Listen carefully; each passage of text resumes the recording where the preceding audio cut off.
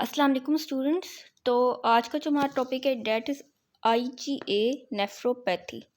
IgA एक antibody है जो हमारी बॉडी की सेक्रेशंस में मौजूद होती है। उसका एक और इम्पोर्टेंट फंक्शन ये भी होता है कि अगर हमारे इंटेस्टाइनल म्यूकोजा पे कोई एंटीजन आके इन्वेट कर दे तो आईजीए एंटीबॉडी उस एंटीजन से हमारी इंटेस्टाइनल म्यूकोजा को प्रोटेक्ट करती है। Nephro is something related to kidney या nephron. Pathy means diseases. So IgA nephropathy में क्या होता है? It is the deposition of IgA antibody in the mesangium. अब इसकी पैथोजेनेसिस किस तरह से होती है? इसकी पैथोजेनेसिस का जो फर्स्ट स्टेप है that is exposure to antigen. Exposure to antigen किस तरह से हो सकता है? दो तरीकों से हो सकता है। या तो non specific upper respiratory tract infection की वजह से। अपर रेस्पिरेटरी ट्रैक इन्फेक्शन वो जो पहले नोस्ट्रल होता ही है, फिर उसके बाद फेरिंग्स होता है, फिर एंड में लैरिंग्स होता है, लैरिंग्स तक होता है अपर रेस्पिरेटरी ट्रैक। दूसरी जो है दैट इज जीआरटी इन्फेक्शन। तो ये दोनों इन्फेक्शन हुए, एक्सपोजर टू एंटीजन हो गया, एंटीजन जो है हमारी बॉडी में एंटर होना तक हो गया। अब इस एंटीजन के अगेंस्ट हमारी बॉडी आईजीए एंटीबॉडी को प्रोड्यूस करेगी, leading to the increase IgA antibody synthesis. अब आईजीए एंटीबॉडी है, एक प्रोटीन है। हर प्रोटीन की तरह इसमें भी कुछ मॉडिफिकेशन रिक्वायर्ड होती हैं। उसमें मॉडिफिकेशन क्या होती है कि आईजीए एंटीबॉडी की ग्लाइकोसाइलेशन होनी होती है। ठीक है, तो अगर बंदे का कोई जेनेटिक डिफेक्ट है तो उस जेनेटिक इफेक्ट के सबब आईजीए एंटीबॉडी है उसकी जो है प्रॉपर ग्लाइकोसाइलेशन नहीं हो सकेगी, क्योंकि ज़्यादा आईजीए एंटीबॉडीज़ की प्रोडक्शन हो रही है। तो क्या होगा कि कुछ आईजीए एंटीबॉडी है उसकी एबनॉर्मल ग्लाइकोसाइलेशन होगी।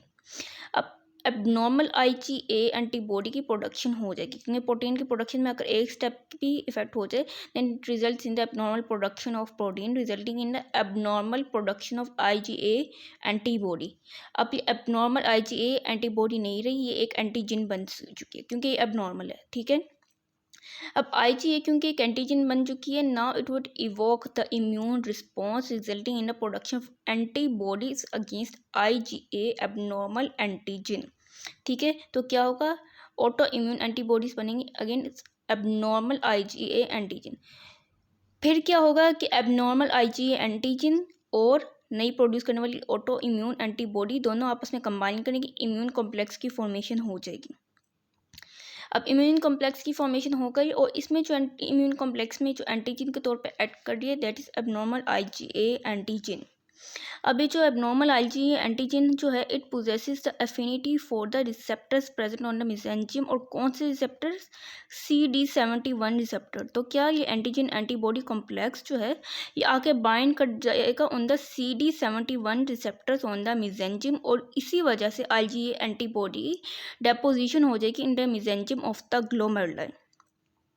अब ये बात भी हमने पढ़ी थी कि जहाँ एंटीजन एंटीबॉडी कॉम्प्लेक्स बनेगा वो यहाँ वहाँ पर या तो कॉम्प्लीमेंट सिस्टम एक्टिवेट हो जाएगा, या क्लासिकल पाथवे एक्टिवेट हो जाएगा, या अल्टरनेटिव पाथवे एक्टिवेट हो जाएगा, एंड सो ऑन। ठीक है, तो आईजीए नेफ्रोपैथी के केस में जब इम्यून कॉम्प्लेक्स की डेपोजिशन होगी इन the mesangium it results in the activation of the alternative pathway. अब अल्टरनेटिव पाथवे की एक्टिवेशन हुई है तो उसके रिजल्ट में भी कुछ ना कुछ ऐसा प्रोड्यूस होगा जो एक्यूमुलेट हो जाएगा इन the mesangium. So IgA antibody के अलावा हमें मेसेंजियम में C3 प्रोटीन की भी प्रेजेंस मिलेगी।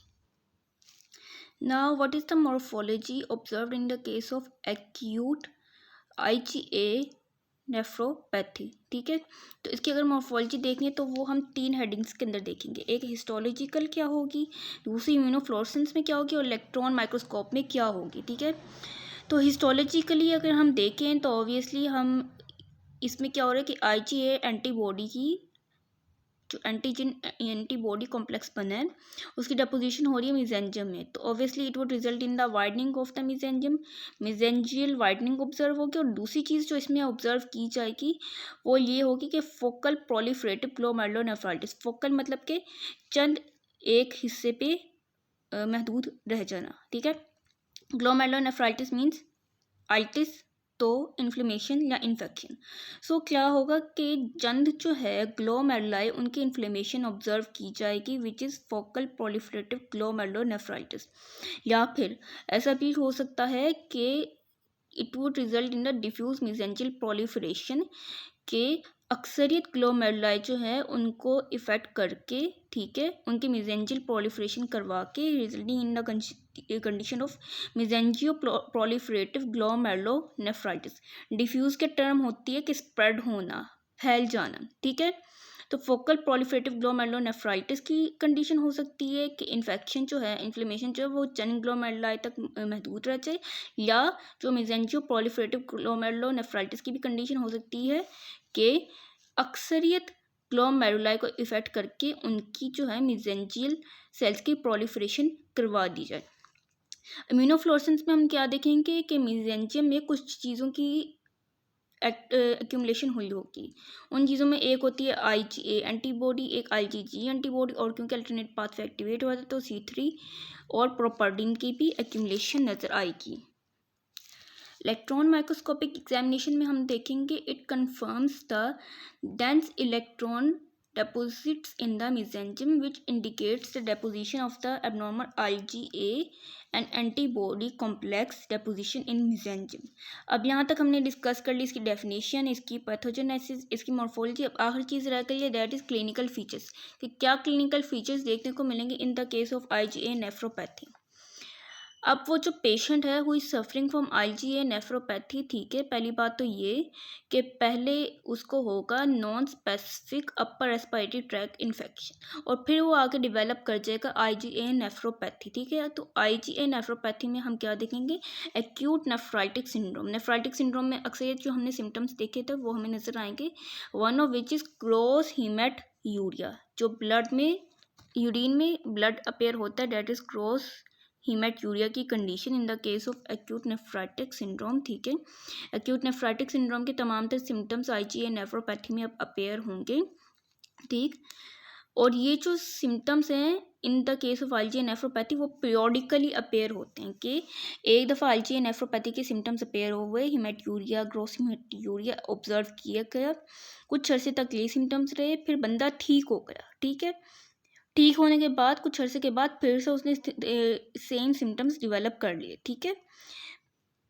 कुछ अर्से तक ये सिम्टम्स रहे, फिर बंदा फिर से ठीक हो गया, कुछ अर्सा वो रिकवर रहा, फिर उसके बाद दोबारा से उसने ये कंडीशन डेवलप कर ली। So this is something known as periodic, के IgA नेफ्रोपैथी जो है इट रिकर्स पीरियोडिकली।